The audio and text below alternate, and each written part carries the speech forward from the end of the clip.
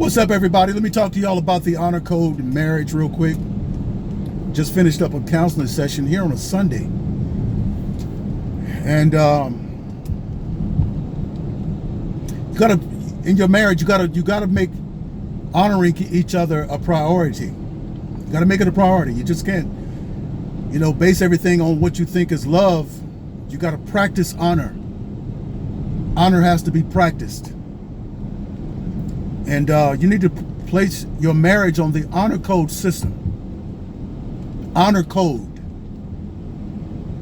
Hebrews chapter 13, verse 4.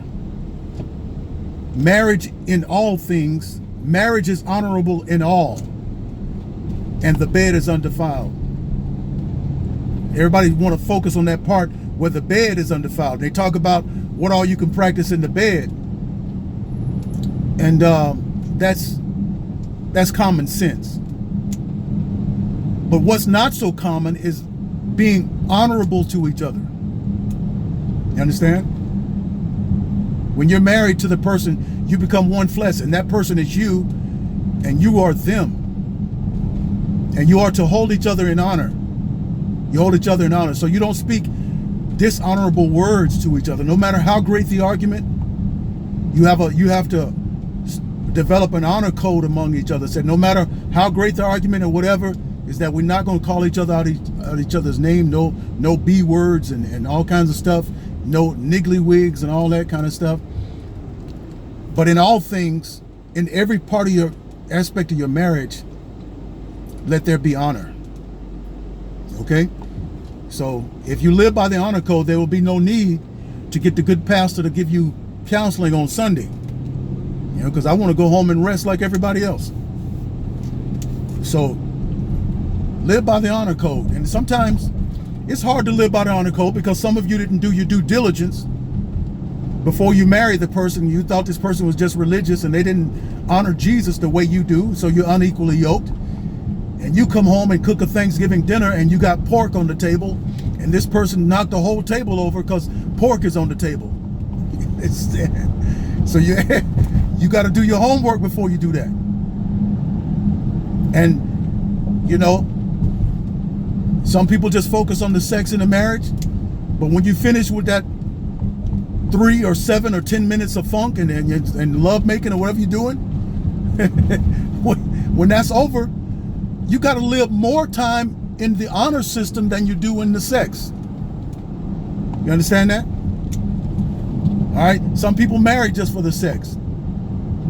But marriage is honorable. You got to give honor in the marriage. The person you're married to, you owe them honor. You owe them honor. So you don't want to dishonor your flesh or the person you're in covenant with. Right? I know people get mad.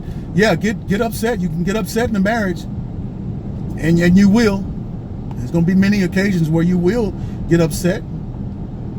But never to dishonor a person. The person you're married to.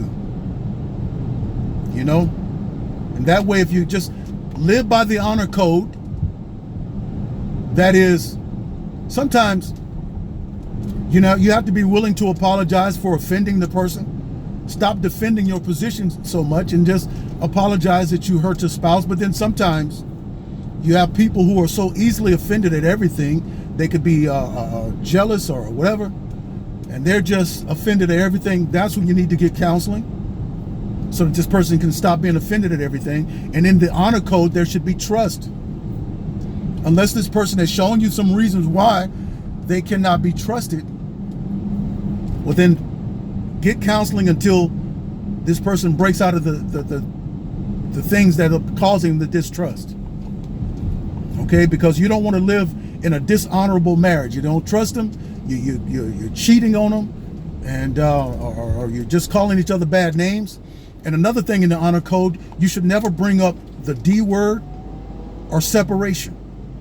You want to keep those things out of your marriage covenant, because once you start bringing it up, it's going to be easier to bring it up.